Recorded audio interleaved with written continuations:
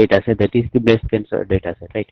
And remember that whenever you use this particular data set, if when wherever the random state is there, not only for this particular laboratory, for any of the laboratory, wherever the random state is there, always set that random state equals to question mark.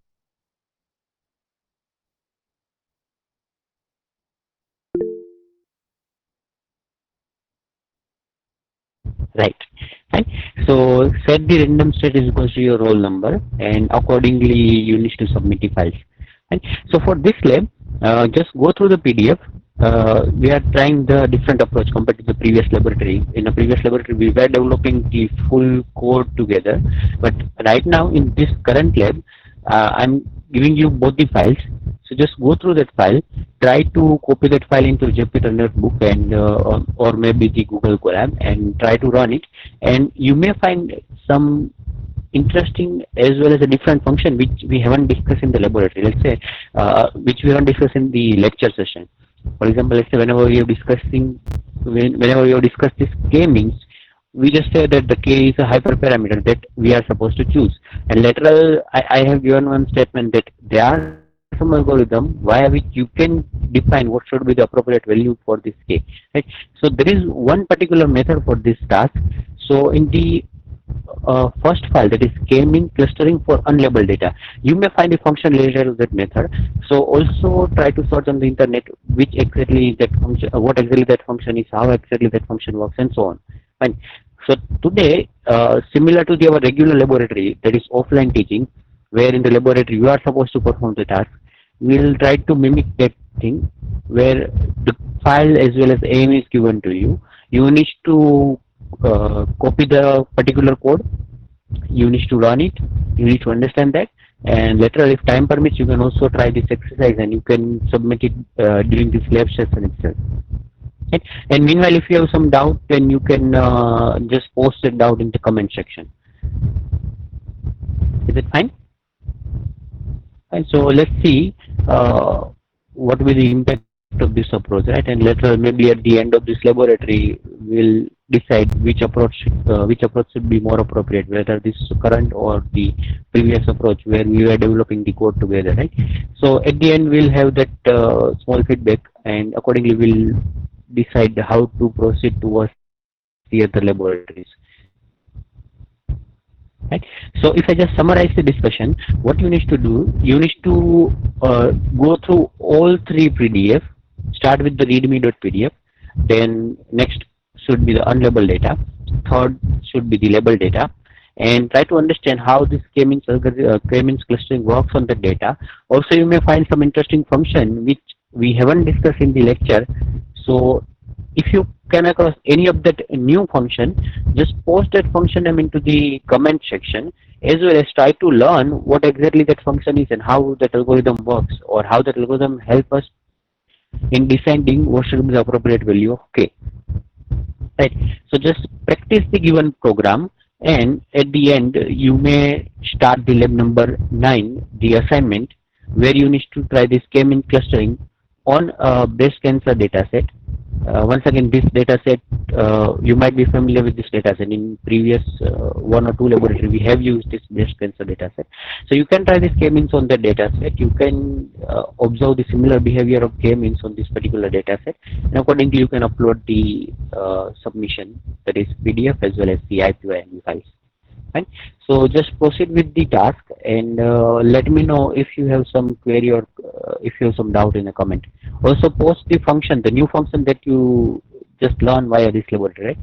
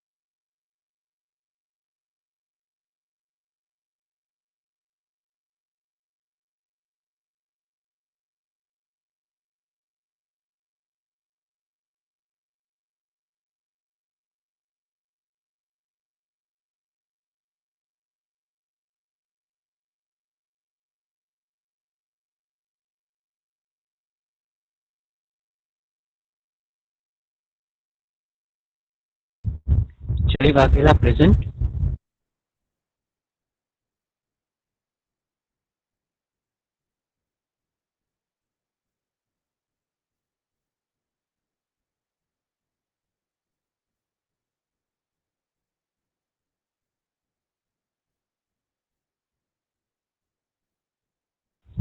Okay, it seems he is absent today. Uh, Sejpal Kalpesh present.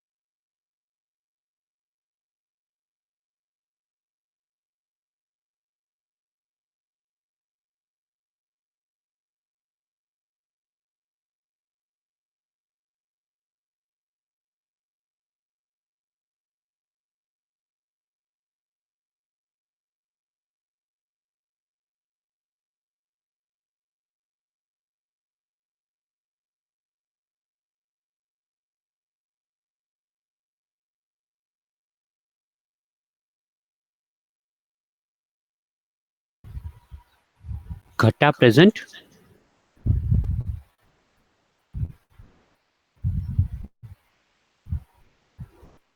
Ghata. I guess you have some doubt in the last laboratory. You mailed me, but I was out of town, so I was not able to reach you. Is the doubt got resolved?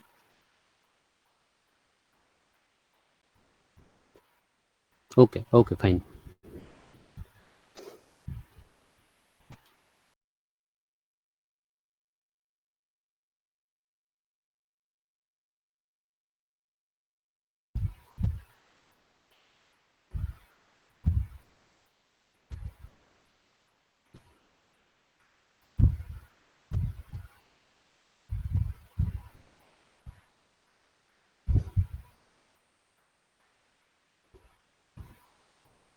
Okay, so the problem is still there, right?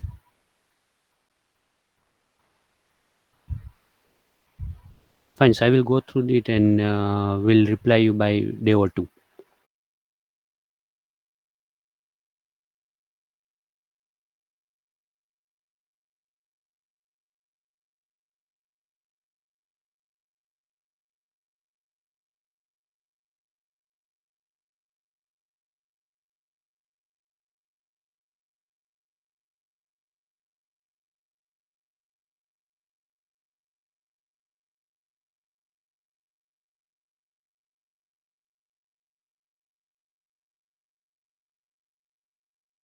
Vivek Shah.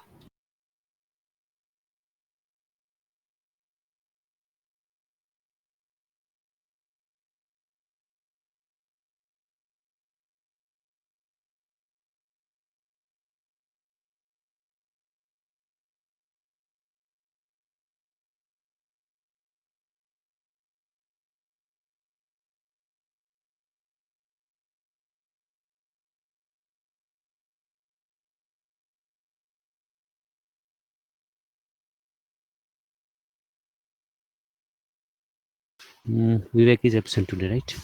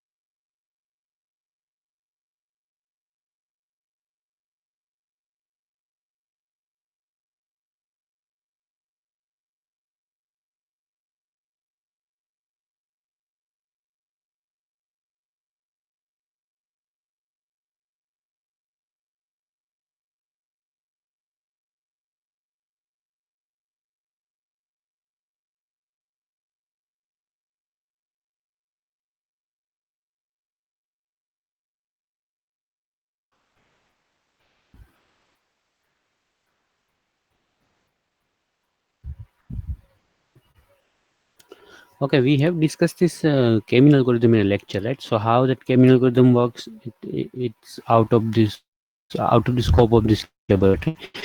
But today I want to highlight this elbow method, which is frequently used as an hyperparameter tuning, or you can say rather than hyperparameter tuning, you can say it's helpful in deciding the value of K.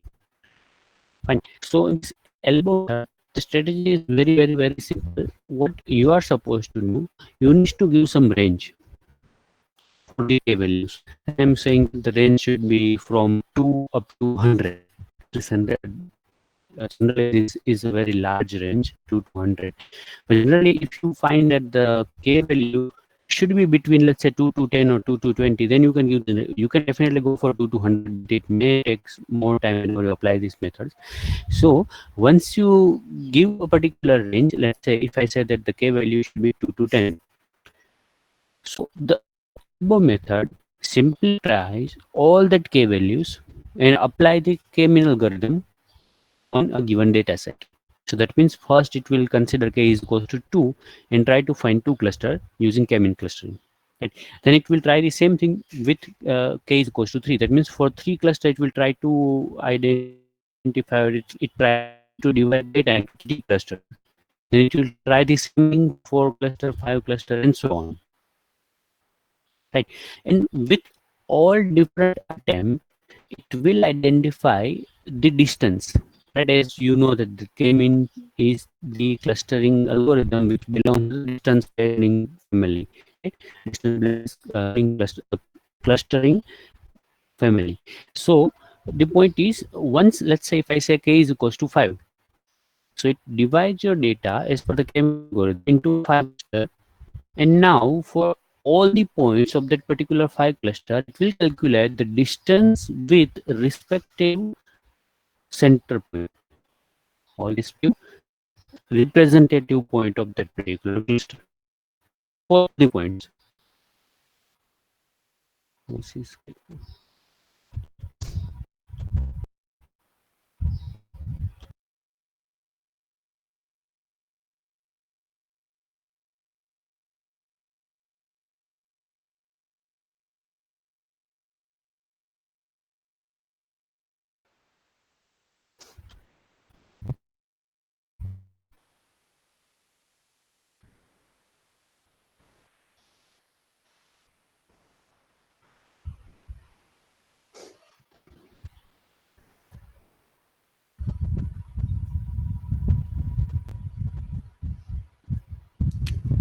so. Now consider this diagram.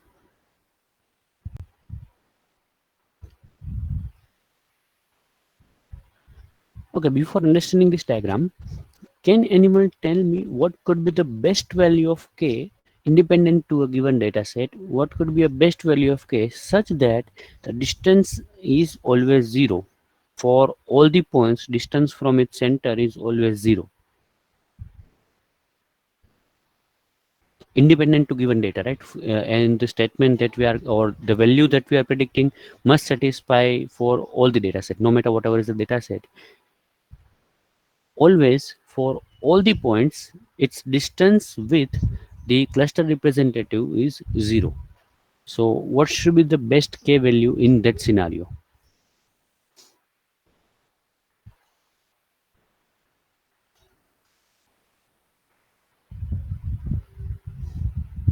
Right, correct, Anshuman. Simply, if k is equals to total number of sample, or if k is equals to total number of example, means each example belongs to a individual cluster, right? So we are forming n number of clusters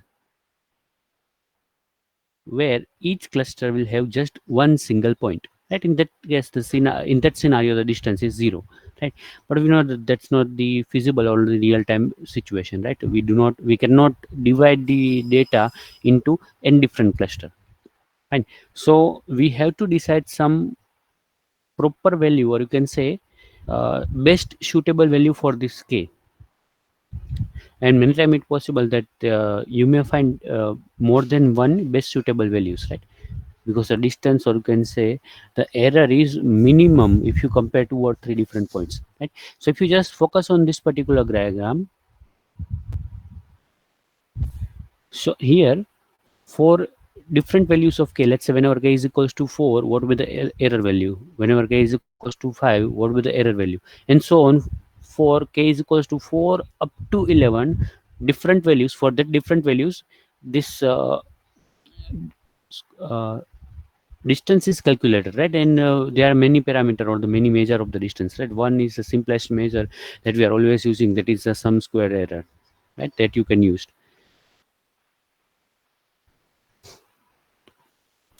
So in this scenario, if you see the diagram, it generates the elbow like shape, right? Where you can say whenever k is equals to 8, this score is maximum, which is around 4478. Right? So we'll consider or we'll pick this k is equals to 8, and accordingly for the further for the further clustering, we'll use this k is equals to 8.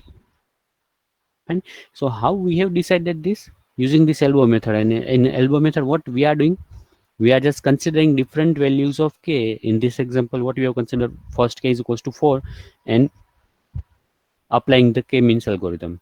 Next k is equals to 5, applying the k-means algorithm. Next k is equals to 6, and so on. And whenever we are applying that algorithm at every instance or at each time, we are calculating some score. Right? And to be for the simplicity, let's assume that it's a sum square error. Right? So we are calculating that sum square error. Whenever it's minimum, whenever that error is minimum, we'll say that would be the best appropriate value for the k. And it might possible that for more than one values of k, you are having that error value might be minimum or very nearer to each other, right? So you can choose any of them values as a k, right? It won't affect the performance much.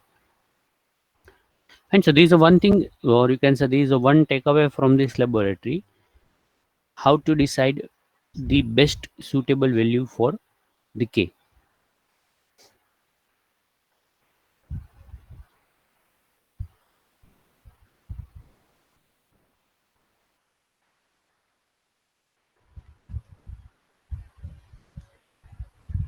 Next, this coefficient is also an interesting observation, or you can say interesting parameter whenever you want to find the score, or you can say whenever you want to find the distance of individual point with respect to the centroid. Fine. So in this scenario, though this is not in our syllabus, but we'll spend some time and we'll try to understand this coefficient, because many times this coefficient is used instead of simply sum square error. Right? So here the formula is very simple, right? It's b minus a divided by maximum from a and b, where a is intra-cluster distance, and basically it's a mean of that intra-cluster distance, and the b is mean of nearest clusters distance. Fine. So if you recall the first lecture of this clustering, we have one statement, that is high intra-cluster similarity and low intercluster similarity. Right? Or in terms of distance, what you can say? Intra-cluster and the intercluster distance, which should be high, which should be low?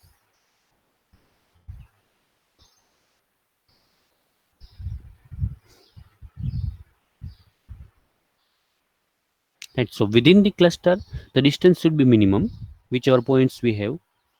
The distance of all that points with respect to the representative or with respect to the centroid should be minimum, while the distance of all that points should be maximum, as maximum as possible, with the other cluster center. And so if you can find such cluster, then you can say the clustering algorithm that you have chosen is performing well. And so on that principle itself, this particular measure works. So we are having two distance, where the first is, you can say, intra-cluster will label that distance as A. Another one is intercluster, where we'll consider, instead of considering all remaining cluster, we'll just consider the cluster which is nearest to the current cluster. Fine. So let's say that distance is b. Right? And simply we'll apply this formula where b minus a divided by whichever is the maximum, b or a. Fine. So one question related to discussion: how can we find a particular cluster is nearest cluster to the current cluster? How can we say, let's say if we have 100 cluster, so how can we say that cluster number, let's say 55, is nearest to the current cluster 10? Any idea how can we identify that value?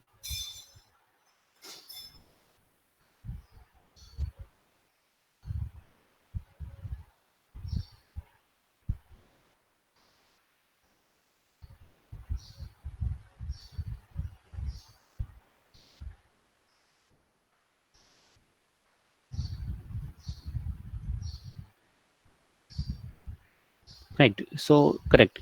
So whenever we have clusters, and if I want to identify which cluster is nearest to the current cluster, what I can take the distance between the two cluster, right? And whenever I say distance between the two cluster means in a particular cluster we may have many points, but which point we'll consider whenever we focus on the distance. So the simplest answer is whichever is the cluster representative point.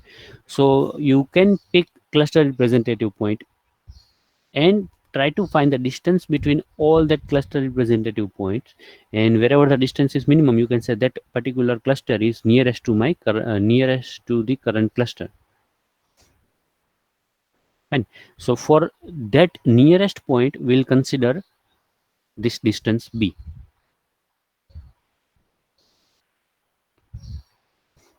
right? So there is another parameter that we can use while calculating this elbow method, or you can use this parameter or this score separately without even dealing with the elbow method, right? But generally whenever this clustering algorithms are applied in the real world, it is used with this elbow method, right? And that's what we have done in the laboratory task number 1 with unlabeled data set,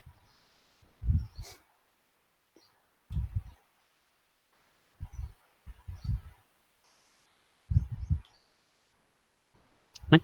So if you observe this scenario,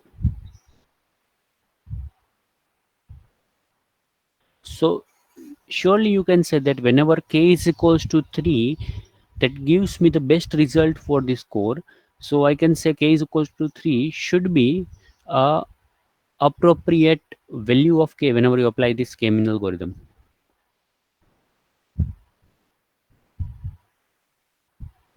right? And to use this elbow method in sklearn, we have this k elbow visualizer, right, which gives you the visualization impact or visualization effect of this k-mean algorithm whenever you try to fit this algorithm on the given data set x.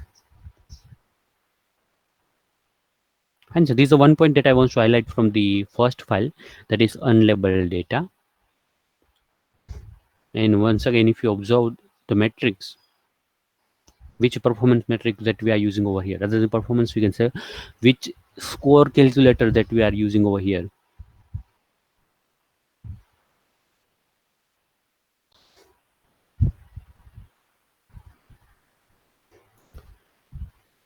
Next, for the label entries, I have chosen, or rather than me, the previous faculty, those who have designed this particular dedicated. This lab is, as I have mentioned, this lab I am inheriting from the previous year's laboratory task, and previously it was lab number 9, but right now we have shifted it to the lab number 8, right? So for the submission also you need to upload this assignment in the lab number 8, right? So don't upload it in the lab number 9. Actually, the lab 8 was based on the SVM, but it is yet not covered. So we may shift that particular lab maybe at 9 or at 10. Fine, so we'll see. So for the second task, for the label data, we are using this k-mean clustering with digit data set, right? If you can recall the digit data set where we have images of different digits starting from 0 up to the 9, right? And if you check this shape as well as the that is 64, that is image, we have total 1797 examples and each are of size 64, right? Each image is of size 64 whenever we flatten that.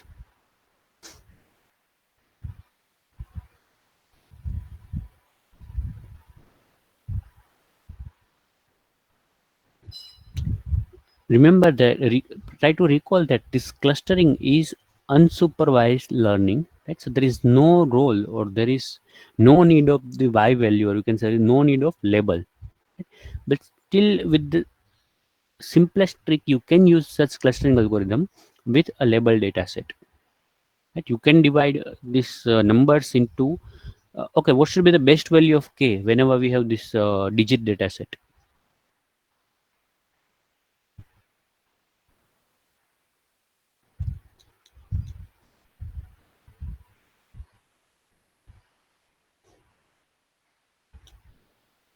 simply 10, right? As we have 10 different digits, so if my clustering algorithm can partition the data into 10 different set where each set is related to a particular digit. Let's say one set is for all the images of digit 0, another set is for all the images of digit 1, and so on up to digit 9.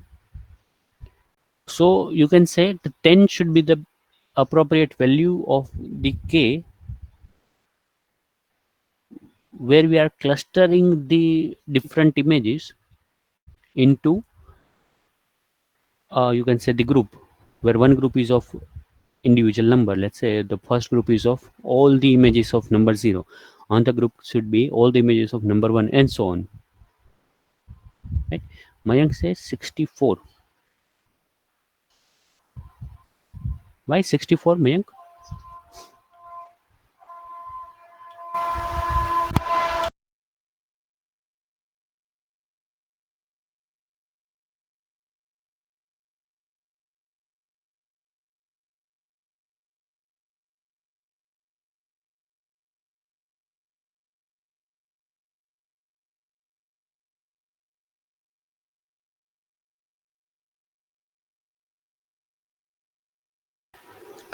Right, but if we try to club the data, okay, fine.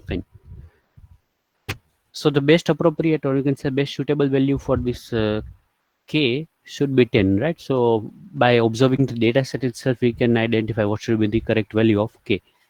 So now if you know the correct value of k, simply you can apply this k-mean clustering. You can decide the number of clusters is equals to 10, right? And the random state you can specify it by your own, right? And you can just try to predict the answer.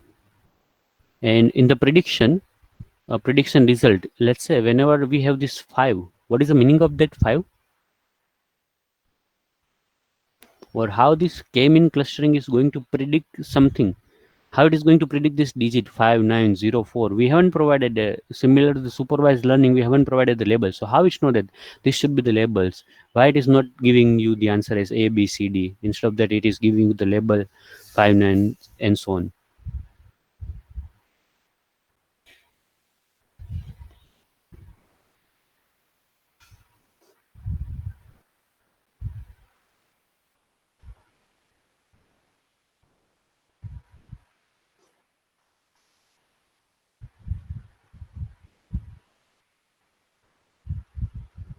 Right, so that is not any particular label, but it's just in cluster index or the cluster number.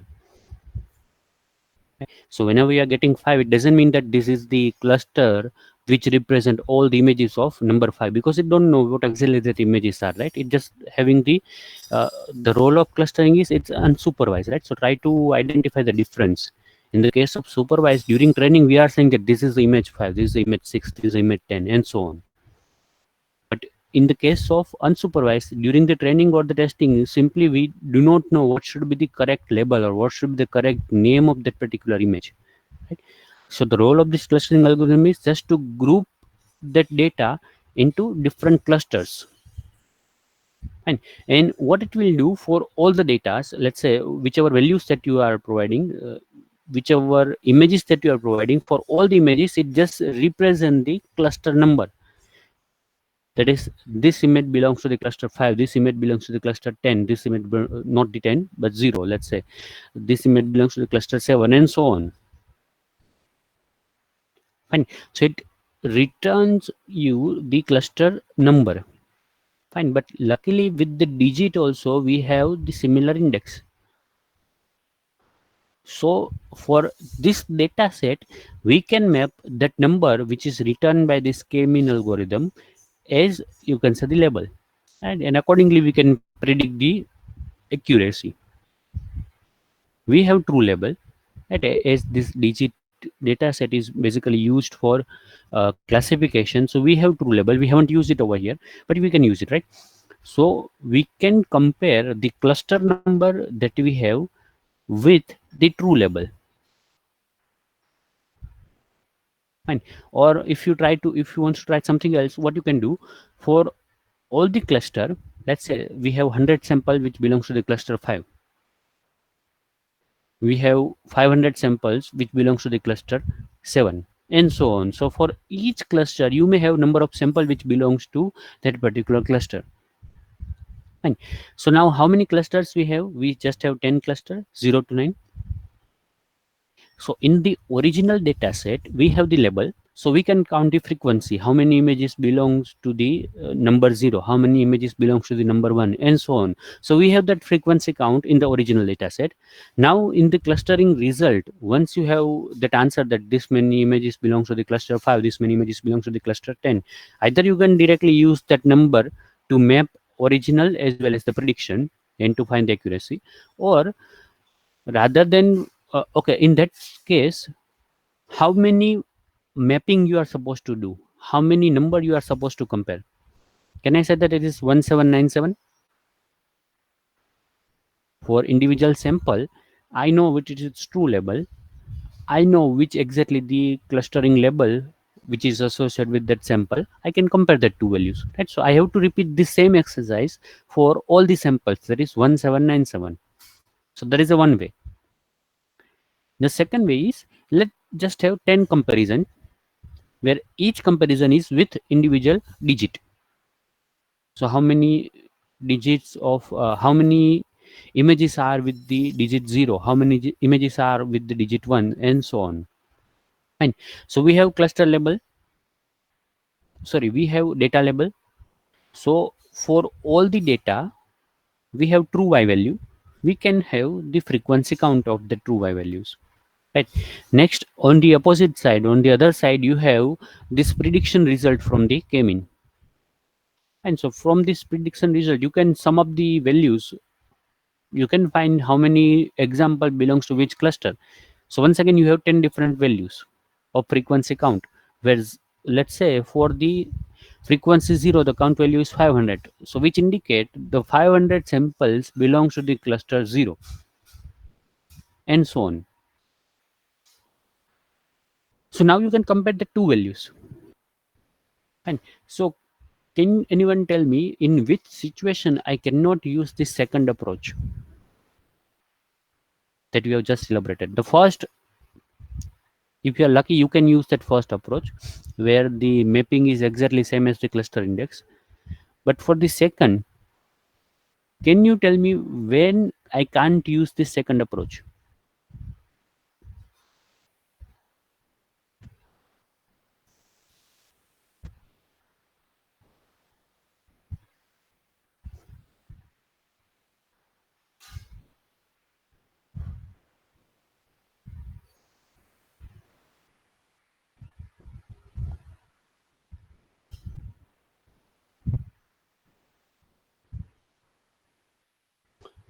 Distance between centers, multiple centers are same.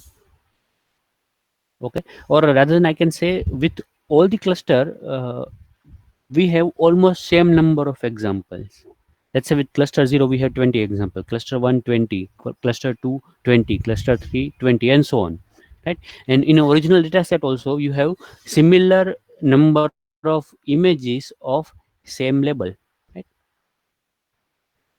So in that scenario, whenever the equal, almost equal division is there, 0 માં બી 10 હોય, 1 માં બી 10 હોય, 2 માં બી 10 હોય, in the original data as well as in the cluster. So now you cannot compare. Why? Because you don't know whether this 10 with the cluster number 0 is actually a 10 of image 0, or it is the 10 of image 1, or it is 10 of image 2, or so on.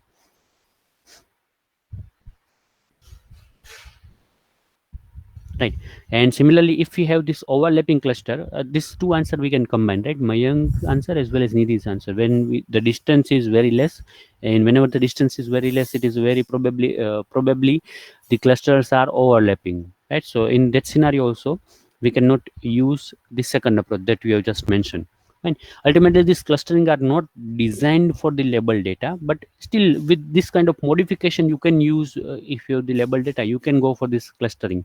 Otherwise it is basically for the unlabeled data, and it is just to group the related entities or to related samples. And but yes, whenever it's an overlapping cluster, once again we need to identify whether it is allowed to have one single sample. For a single sample, it is possible that whether it should belongs to multiple cluster or not, right? If you can recall the initial lecture, the first lecture where we have discussed these two strategy, where one cluster can be a part of multiple one sample can be a part of multiple cluster, or we want that restriction that one sample must belongs to one cluster. Right? So there are many parameters which affect the performance of this clustering algorithm, rather than which affect the decision of this clustering algorithm. But yes, in general we will use this clustering, not only the k-mean, any other clustering, we'll use it for unlabeled data. But with this kind of tricks you can use it for the label data too. Fine. And as a part of this lab submission, you have to try the same k-mean clustering on the breast cancer detection data set, right? We have gone through the data set, right? In one of the laboratory we have discussed, as well as many of you have tried that data set in the lab task. So you have to apply two things. You have to identify two things. One, which should be the best cluster number, what should be the best value of k, right? And after finding that best value of k, apply the k-mean algorithm using that best value,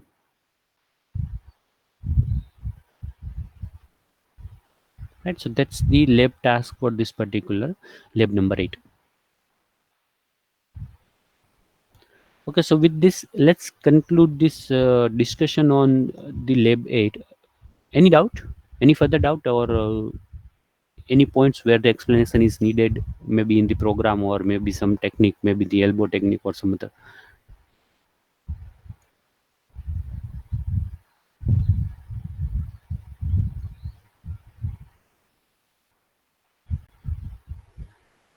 Okay, so let's conclude this session.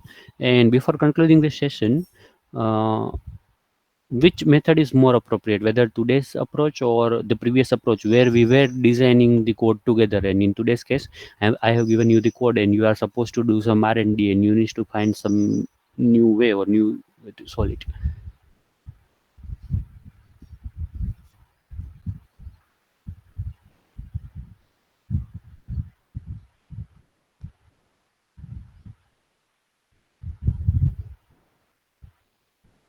Devang says elbow method.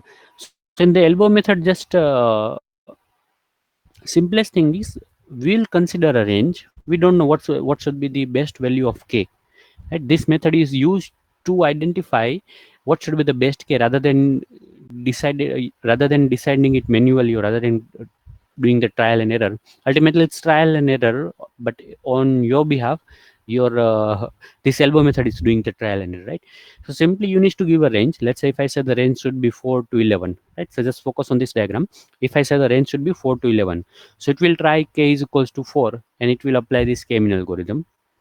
And for once all the examples are classified, or sorry, all the examples are clustered into 4 separate group, then per group, per example, or you can say per group, per sample, it will find the distance of that point with the center, with the cluster center, right? With the distance, let's assume for the simplicity the distance is some square error.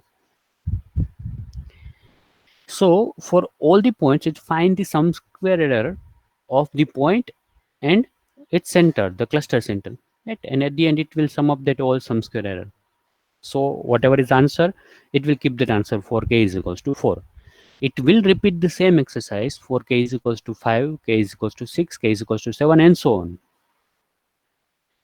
And at whichever value of k, you have this distance minimum, or let's say if you are using some score, if the score is maximum, distance should be the minimum, then the score should be the maximum. So if that scenario happened at, let's say, 1 or 2 points, so that should be the best possible value of k. So for your clustering you can use that k value, right? So this elbow method is just used to identify the best suitable k value.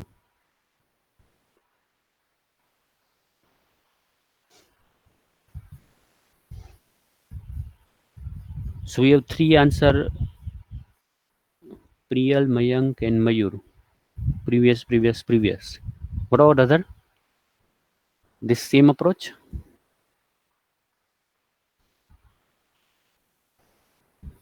generally we are following this approach in the laboratory, right? But at least for this online teaching, I think the previous approach that we have used, as it is different from the laboratory, and as you all or not you all, but if some of you are doing it together, then I guess it would be the better. But let's finalize it, whether we should from the next laboratory onwards, whether we should follow the previous approach or the current. Any other feedback or any other answer?